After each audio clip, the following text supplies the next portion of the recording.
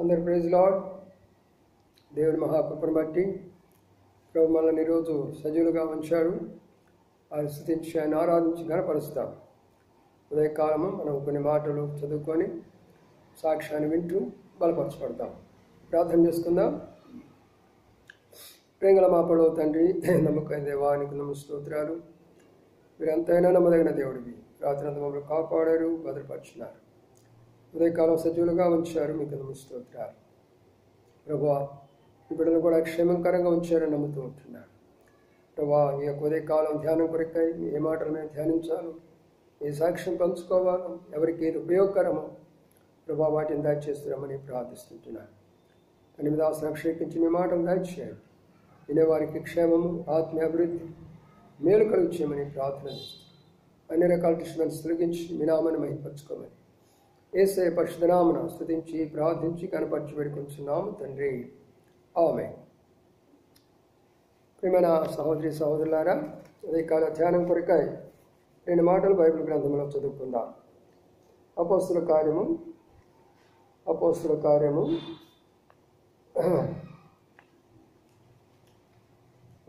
కార్యములో 2 మాటలు చదువుకుందాం.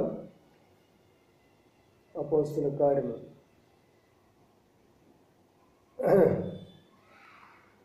14వ అధ్యాయము 21వ వచనం. 14:21. అపోస్తుల కార్యం 14:21. వారు ఆ పట్టణంలో సువార్త ప్రకటించి అనేక శిష్యులుగా చేసిన తర్వాత ఇస్రాకును, ఈకోనేకును, అంత్యోకును తిరిగి వచ్చి శిష్యుల మనసును దృఢపరిచి విశ్వాసం నిలకడగా ఉండవాలని అనేకమైన శ్రమను అనుభవించిన మనము దేవుని రాజ్యంలో ప్రవేశించుట వలనని వారిని హెచ్చరించిరి. చాలు. తిరిగి ఇంకో మాట కూడా చదువుకుందాము.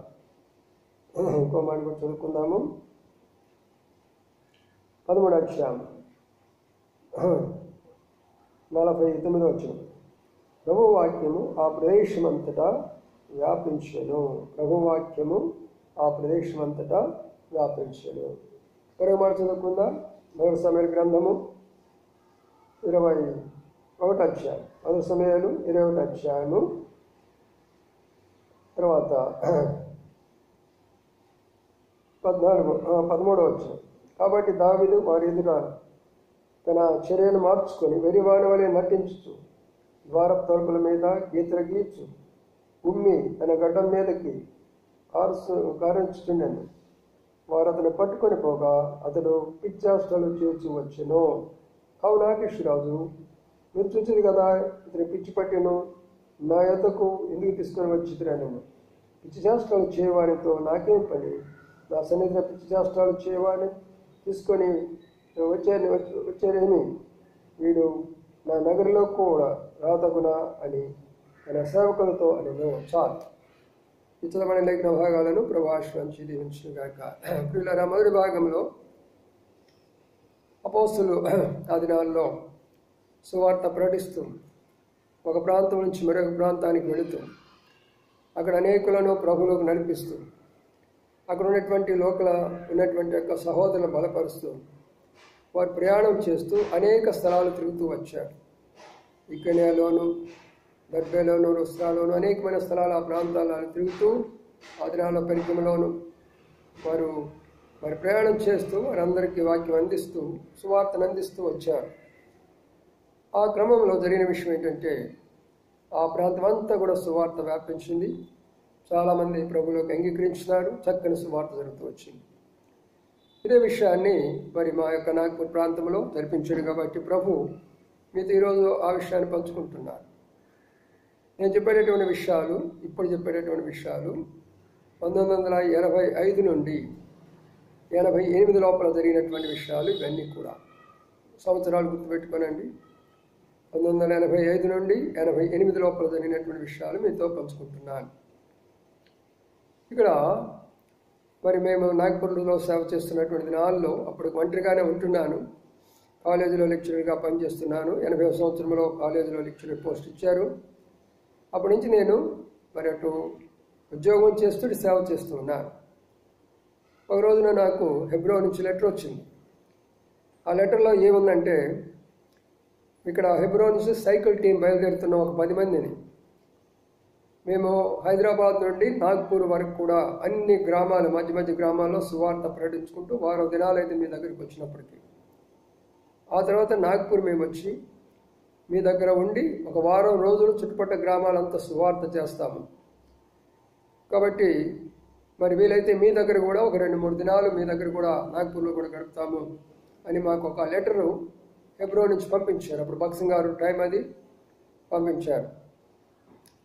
సరే, ఆ యొక్క లెటర్ తీసుకున్నాను. మరి సంఘస్థులతో చెప్పాము.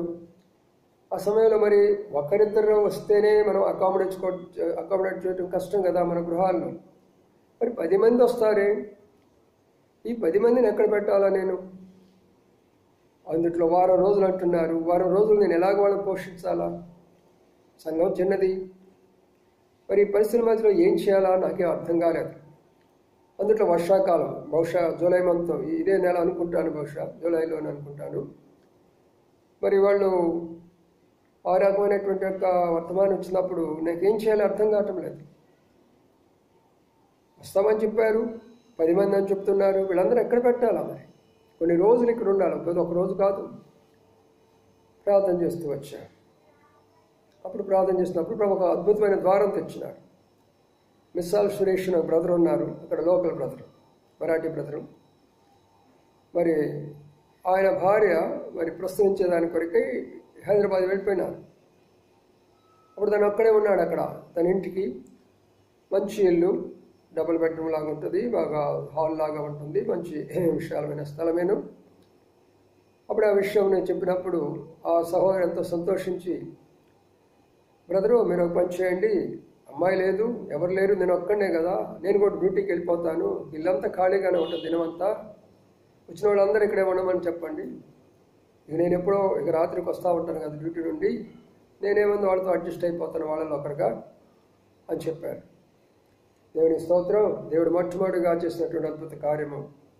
మరి యొక్క ఇంతమంది వస్తారంటే ఎక్కడ పెట్టాలని నేను ఆలోచన చేస్తున్నాను. ఇప్పుడు ఒక మంచి ఇండిపెండెంట్ యొక్క ఇల్లు, దాదాపుగా మరి 10-15 మంది పట్టేటటువంటి ఇల్లును దేవుడు నాకు అనుగ్రహించాడు. వాని ఒక సమస్య తీరిపోయింది అనుకున్నాను. వర్షాకాలం, భయంకరమైనటువంటి వర్షాకాలం. మరి వర్షాకాలంలో చాలా మరి స్వార్థ పడించాలని చాలా ఆటంకంగా ఉంటుంది. మరి ఏం చేయాలని ప్రార్థన చేస్తూ వచ్చాను. సరే, వాళ్ళు చెప్పిన టయానికల్లా నాగ్పూర్ కల్లా రీచ్ అయిపోయినారు. సాయంకాలం కల్లా నాగ్పూర్ రీచ్ అయిపోయినారు. వాళ్ళని రిసీవ్ చేసుకున్నాను, తీసుకెళ్ళి అక్కడ పెట్టాను. వాళ్ళు నాకు చెప్పింది 10 మంది అయితే మార్గ మధ్యలో 10 మంది కలిచారు. సైకిల్ టీం అది. ఇప్పుడు 20 మంది అయ్యారు మొత్తం. వాళ్ళకి 10, మార్గ మధ్యలో 10, మొత్తం 20 మంది అయ్యారు. ఇప్పుడు 20 మందికి మరి నేను వారికి అకామిడేషన్ చూడాలా, వారికి భోజనం చూడాలా, నా వల్ల ఏమవుతుంది? ఇవన్నీ కూడా ఎందుకు చెప్తున్నా అంటే, ప్రభు చేసే ఆశ్చర్యమైన కార్యాలు మనం చూడాలి.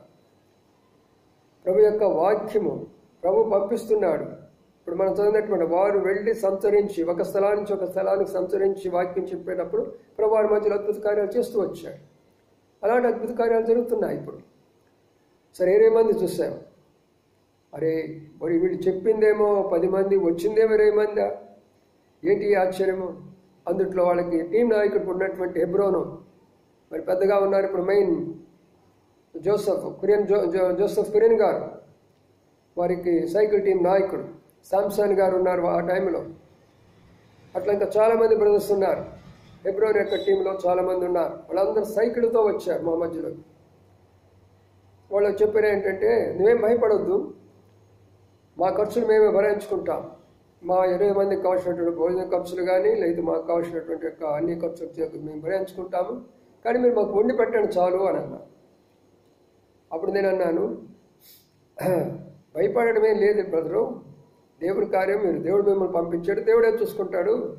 మీ దగ్గర మాకేమి మీరు 1 రూపాయి మాకు ఖర్చు పెట్టాల్సిన పని లేదు. మనకి తెలుసు కదా హెబ్రోన్ యొక్క సహవాసము, భక్సింగ్ గారి యొక్క దర్శనము ఇక్కడ కూడా అలాగే జరుగుతుంది గత కొన్ని సంవత్సరాల నుంచి, మీరేం చింతపడవద్దు అని. అప్పుడు ఆయన నాకు ఒక టైం టేబుల్ రాసి ఇచ్చాడు. ఉదయాన్నే లేచిన వెంటనే 6 గంటలకి మా అందరూ కూడా టీ ఇవ్వాలి. 6 గంటలకు టీ ఇచ్చిన తర్వాత మేము సువార్తకి వెళ్ళిపోతాం. 9 గంటలకల్లా తిరిగి సువార్త నుంచి వస్తాం. 9 గంటల టిఫిన్ తయారు చేసి పెట్టాలి. ఆ తర్వాత టిఫిన్ తిన్న తర్వాత మేము సువార్తకు వెళ్ళిపోతాం. 1 గంటకు మేము తిరిగి వస్తాం. మాకు భోజనం తయారుగా ఉంచాలి. అక్కడి నుంచి మేము సువార్తకు వెళ్ళిపోతాం. ఆ తర్వాత ఒక భోజనం అయిన తర్వాత ఒక 2 గంటలు రెస్ట్ తీసుకుంటాము. 4 గంటలు సువార్తకు వెళ్ళిపోతాం. తర్వాత 7:30కి సువార్త ముగిస్తాం. లేదా ఏదైనా మీటింగ్ కానీ పెడతానంటే ఆ స్థలంలో మీటింగ్ కూడా ముగించుకొని 8:30 అయినా సరే తిరిగి మేము వచ్చేస్తాం. 9 గంటలకల్లా మాకు భోజనం ఏర్పాటు చేయాలి. ఇది మీకు ఇచ్చినటువంటి టైం టేబుల్ అని అన్నారు. ఓకే, దేవునికి స్తోత్రం, మంచి టైం టేబుల్ అని చెప్పాను.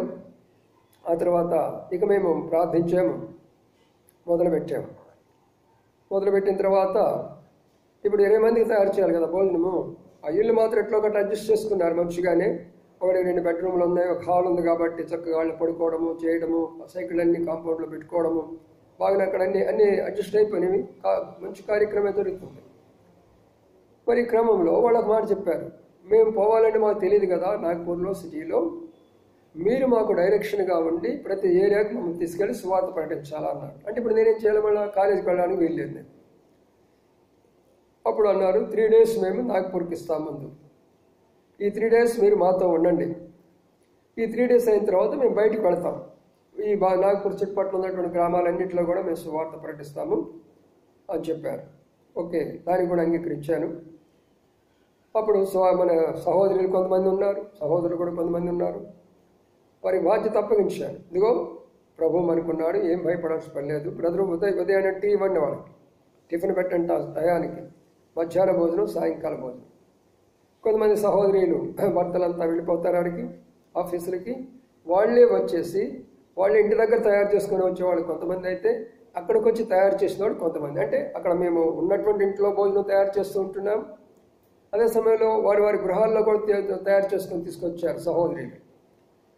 అద్భుతముగా వారు అడిగిన రీతిగానే ఉదయము, మధ్యాహ్నము, సాయంకాలము చక్కగా వారికి కావాల్సినటువంటి యొక్క విశ్రాంతి, వారికి కావాల్సినటువంటి యొక్క పడకలు, వారికి కావాల్సినంత. అదే సమయంలో వాక్యము ప్రకటించాలని ప్రార్థన చేసినప్పుడు వారు వచ్చినప్పుడు భయంకరమైనటువంటి వర్షం, కుండ పోత పోస్తుంది నాగ్పూర్లో. వాళ్ళు సైకిల్ వేసుకుని వచ్చినప్పుడు ఆ రాత్రి వాళ్ళు ప్రార్థన చేశారు. రాత్రి 10-11 గంటల వరకు ప్రార్థన చేశారు. తెల్లారిన తర్వాత అసలు వర్షం అంటూ లేనేలేదు. 3 దినాలు వర్షం అంటూ లేనేలేదు నాగ్పూర్లో. దేవుడు చేసిన అద్భుత కార్యాలు, చాలా ఆశ్చర్యమైన కార్యాలు ప్రియులారా, ఇవన్నీ కూడా. అందుకనే మీతో చెప్తుంటున్నాను, మన దేవుడు ఎలాంటి వాడు. ఆనాడు అపోస్తలుడైన పౌలుకే దేవుడా, లేదా ఆనాడు సాధు సుందర్ సింగ్ గారు భగత్ సింగ్ గారికే దేవుడా, లేక మనకు దేవుడు కాదా? మనం కూడా ఆ ప్రభునే నమ్మాం కదా, ఆయనకే మనం సేవ చేస్తున్నాం కదా అని చెప్పేసేసి 3 దినాలు అద్భుతమైనటువంటి యొక్క సువార్త మరి మొత్తం ప్రకటిస్తూ ఉన్నాను. వీధుల్లోకి నేనే సెలవు పెట్టాను. వారికి ఇవన్నీ చేసేవాడిని, మళ్ళీ వాళ్ళని తీసుకొని వెళ్ళేవాడిని, మరి అన్ని ఏరియాలో తీసుకెళ్ళి ప్రకటించేవాడిని. సాయంకాలం నైట్కి ఒక మీటింగ్ అరేంజ్ చేసేవాడిని, ఏరియా వైజ్. అక్కడ మీటింగ్ పెట్టేవాళ్ళు, మళ్ళీ క్షేమకరంగా వచ్చేవాళ్ళు, భోజనం చేసుకునేవాళ్ళు, హాయిగా రెస్ట్ తీసుకునేవాళ్ళు. అద్భుతమైనటువంటి కార్యం జరుగుతూ వచ్చింది. అప్పుడు ఒకరోజు ఏం జరిగిందంటే, గాంధీనగర్ అనేటటువంటి ఒక ఏరియా ఉంది. అక్కడ అంత ఎక్కువ RSS వాళ్ళు ఉంటారు. ఆ ఏరియాలోకి వెళ్ళి సువార్త ప్రకటిస్తూ ఉన్నారు. మన వాళ్ళందరూ సైకిల్ వేసుకొని సువార్త ప్రకటిస్తూ ఉంటున్నారు. అప్పుడు ఒక అబ్బాయి, ఫారిన్ అబ్బాయి కూడా మనతో ఉన్నాడు. ఏదో ఫ్లేర్ అబ్బాయి పేరు, బ్రదర్ ఉన్నాడు ఆయన. తను కూడా మనతో కలిసి బాగా ఇప్పుడు సువార్తలో వచ్చాడనమాట.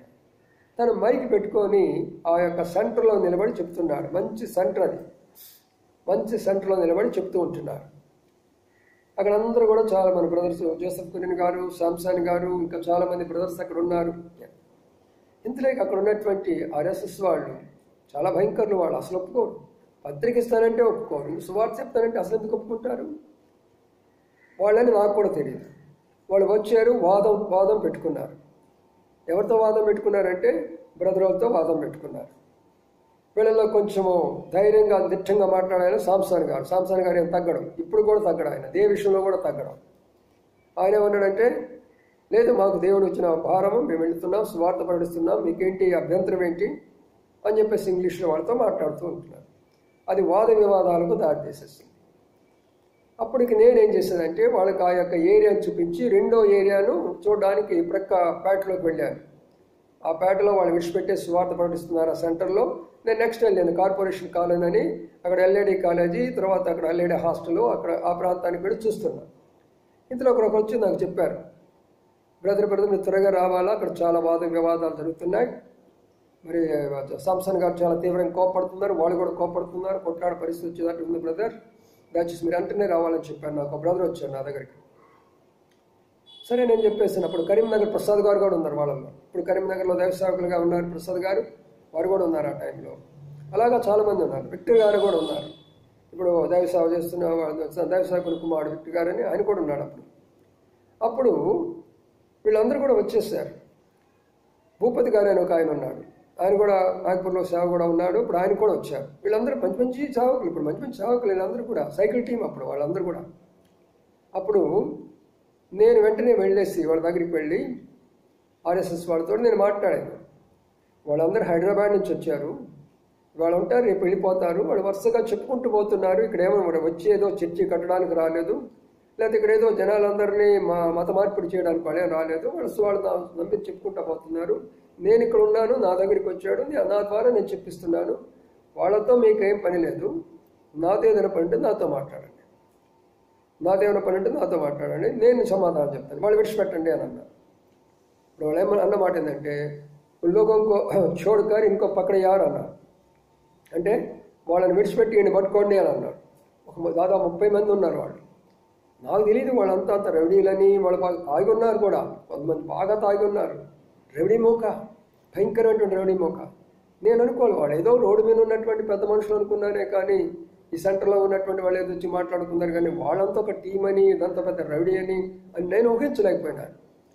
అప్పుడు వాళ్ళని విడిచిపెడితే వాళ్ళు నెమ్మదిగా దాటుకొని అవతలపేటలోకి వెళ్ళిపోయినారు. మన టీం అంతా కూడా అవతలపేట వెళ్ళారు. ఇప్పుడు నేను నా చుట్టూ వలయంగా చేరారు వాళ్ళు. చూడండి దేవుడు ఎలాంటి యొక్క మనకు అనుభూతులు ఇస్తాడు. చుట్టూ వలయంగా చేరారు. చేరిన తర్వాత నేను మధ్యలో ఉన్నాను. నేను లెక్చరర్ని, కాలేజీ లెక్చరర్ని, ఇక్కడ నేనేమైనా పాస్టర్ గాను కాదు, నాకు ధైర్యం ఉంది మాట్లాడడానికి వాళ్ళతో. కానీ వాళ్ళు అడిగే వాటికి నేను ప్రశ్న చెప్తుంటే వాళ్ళు వేరే రకంగా అడుగుతుంటున్నారు. అంటే నా మాటలను లెక్క చేయకుండా వాడు వేరే రకంగా ఏ ధర్మ ఓ ధర్మ తుమ్లోకి వైసా కర్తే అని రకరకాలైన మాట్లాడుతుంటే నాకు అనుమానం వచ్చింది. వీళ్ళు చెప్తే సత్యాన్ని చెప్తే వినేవాళ్ళు కాదు, వీళ్ళంతా రెవడీలాగా ఉన్నాడు అని వెంటనే దేవుడు నాకు ఒక జ్ఞానం ఇచ్చాడు. చుట్టూ ఉన్నారు వాళ్ళ మధ్యలో నేనున్నాను. నన్ను పట్టుకున్నాడు, ఇటు అటు నడితే వాడి మీద పడుతున్నా, వాడు నడితే ఇంకోటి మీద పడుతున్నా, వాడు నడితే ఇంకో పడుతున్నా, మధ్యలో ఉన్నాను. అందరి మధ్యలో నన్ను బాల్లాగా ఆడుకుంటున్నారు, నన్ను బాల్లాగా ఆడుకుంటున్నారు. ఎందుకంటే ప్రభు నాకు ఇచ్చిన జ్ఞానం. నిజమే. రెండో మాట, దావీదు రాజయ్యుడిని కూడా అక్కడ పరిస్థితులు వచ్చి పిచ్చోడులాగా చేయాల్సి వచ్చింది. నేను కూడా అక్కడ పిచ్చోడులాగా ఏమీ ఎరగనట్టు వాడుగా వాళ్ళు ఏది అడిగినా జవాబు చెప్పడంలా నేను మౌనంగా ఉన్నాను. ఎన్నో ప్రశ్నలు అడిగారు, ఏమి చెప్పలేదు, నేను మౌనంగా ఉన్నాను. ఎన్నో రకాలుగా గద్దించారు, మౌనంగా ఉన్నాను. ఇక నన్ను పట్టుకొని ఇటు నుంచి అటు, అటువైపు నుంచి ఇటు, ఇటువైపు నుంచి అటు అలాగా నెట్టేస్తున్నారు, మౌనంగా ఉన్నాను, ఏమీ మాట్లాడలేదు. వాళ్ళు అన్నాడు, ఇది పాగలాద్మీ దిఖ రహా హై, అంటే వీడు పిచ్చోళ్ళలాగా కనబడుతున్నాడు, వీడిని ఎందుకు మనం పట్టుకున్నావురా, ఇంకో విడిచిపెట్టేసాను. వాడు ఏం జవాబు చెప్పడం లేదు, ఏం మాట్లాడటం లేదు. నెడితే అడుపడతాడు, వీడు నెడితే ఎడిపడతాడు, ఏదో నేను పెద్ద లెక్చర్ అని చెప్పుకున్నాడు, ఏం లేదు వాడి దగ్గర, వాడు బాడీ వదిలిపెట్టేసేయండి అని అన్నాడు. అంటే నేను అక్కడ ఆకీషురాజు దగ్గర దావీదు ఎలాగ చేస్తున్నాడు, పిచ్చోడ్లాగా సొల్లుగార్చుకుంటూ ఆ తలుపుల మీద పిచ్చి గీతలు గీసుకున్నప్పుడు ఏమి తెలియని అమాయకుడిలాగా నటించాడు కదా, నేను కూడా నటించాల్సి వచ్చింది, లేదా నా ప్రాణం పోతుంది. అప్పుడు మరి భయంకరమైనటువంటి ఆర్ఎస్ఎస్ రౌడీలు, ఒకరు కాదు ఇద్దరు కాదు, 30 మంది దాదాపు ఉన్నారు. అప్పుడు ఒక వ్యక్తి ఇవన్నీ చూస్తున్నాడు అనుకోండి.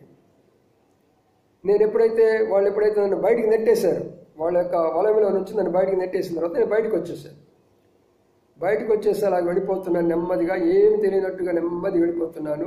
ఒక వ్యక్తి ఏమన్నాడంటే, అరే వాళ్ళు కూడా ఒక 20 మంది ఉన్నారు, వీళ్ళు కూడా అట్లా ఉన్నారు, ఎందుకు వాళ్ళకి వెళ్ళి భయపడుతున్నారు, ఏం చేస్తారంట వాళ్ళకి, వాళ్ళేదో వాళ్ళ ధర్మాన్ని ప్రకటించుకుంటున్నారు, వీళ్ళెవరు అసలు అడగడానికి అనే మాట అన్నాడు. పాపం ఎవరో పాపం ఆయన క్రిస్టియన్ కూడా కాదు, ఒక మంచి సొసైటీలో ఒక మంచి వ్యక్తిగా, మంచి సభ్యత్వం కలిగిన వ్యక్తిగా ఒక మాట అన్నాడు.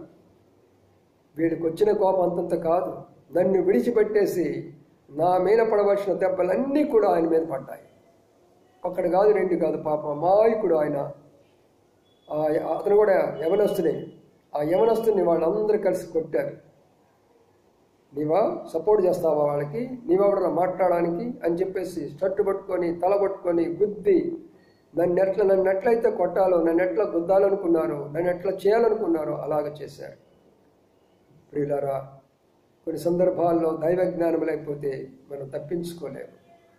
దావీదుకి ఇచ్చినటువంటి జ్ఞానం ఇచ్చాడు కాబట్టి, ఒక పిచ్చివాని వల్ల నేను వేషం వేశాను కాబట్టి ఆ పరిస్థితి తప్పించుకున్నాను. సరే, మన దేవుడు అద్భుతకరుడు. సువార్త ప్రకటిస్తూ గోకుల్పేట అనే ఒక స్థలం వచ్చింది. గోకుల్పేట అనే స్థలం వచ్చినప్పుడు అక్కడ మేము సెంటర్లో నిలబడి, కాఫీ హౌస్ అని ఉంది, అక్కడ నిలబడి వాక్యం చెప్తూ ఉన్నాం. వాక్యం చెప్తున్నప్పుడు రోడ్డు మీద అనేకులు పోతున్నారు, వింటూ ఉన్నారు. ఎదురు ఒక అపార్ట్మెంట్ ఉంది. అపార్ట్మెంట్లో ఒక తెలుగు ఫ్యామిలీ ఉంటుంది.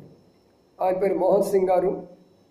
ఆయన జ్యుడిషియల్ మెంబర్. అంటే భారతదేశానికి 5 జ్యుడిషియల్ మెంబర్స్ ఉంటారు. అంటే హైకోర్టులో, సుప్రీంకోర్టులో ఎలాగైతే పెద్ద హై పోస్ట్ ఉంటుందో అలాంటి ఒక పోస్ట్ అనమాట. జడ్జి కంటే ఇంకా ఉన్నతమైనటువంటి పోస్ట్ అది. జ్యుడిషియల్ మెంబర్ అంటారనమాట. వీటందరికీ కూడా మెంబర్స్ 5 ఉంటారు ఇండియాలో. అందులో ఒక ఆయన మోహన్ సింగ్ గారు. సిస్టర్ పేరు నిర్మలా గారు. మేము చెప్పేటటువంటి మాటలు అక్కడ నుండి వింటూ ఉంది. అంటే తన ప్రభు అన్న, దేవుని నిజమైన దేవుని బిడ్డలన్నా చాలా ఆసక్తి అనమాట.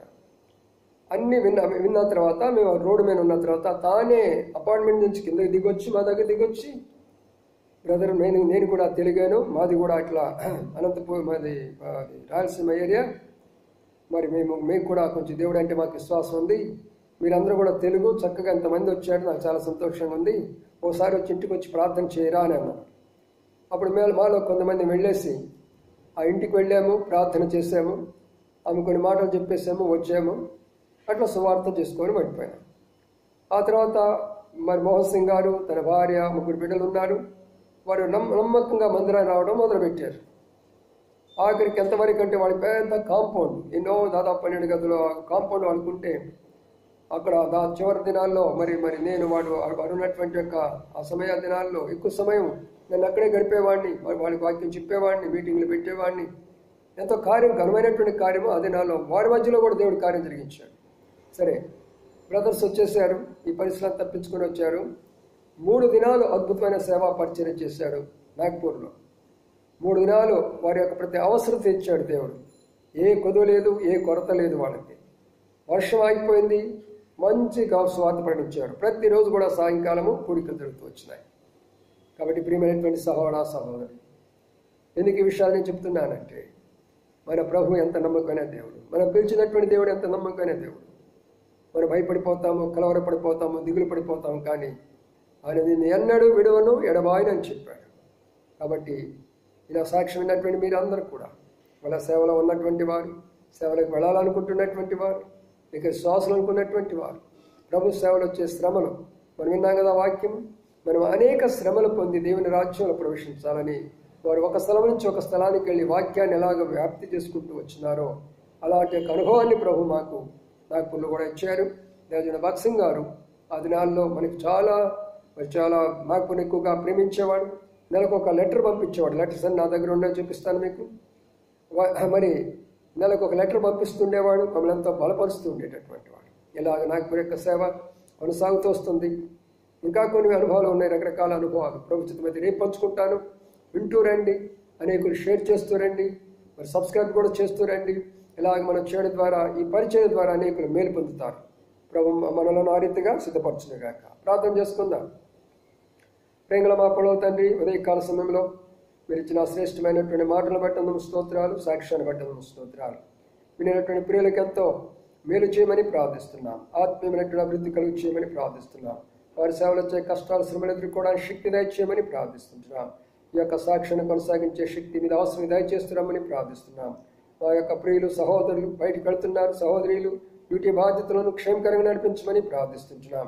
ఆ రీతిగా ప్రభువా మా తండ్రి ఎవరైతే ఇంటి దగ్గర ఉంటున్నారో ఆ బిడ్డలకు కావాల్సిన కృప అనుగ్రహించమని వేడుకుంటూ ఘనత, మహిమ, ప్రభావాలు ఆరోపించుకుంటూ హెబ్రోన్లో దొరుకుతున్న పరిచయను మీరు దీవించి ఆశ్రయించవచ్చుగా వేడుకొని యేసయ్య పరిశుద్ధ నామమున స్తుతించి ప్రార్థించి గణపరచి వేడుకొంచున్నాము తండ్రి. ఆమేన్. ఆమేన్. అందరూ ప్రైజ్ లార్డ్.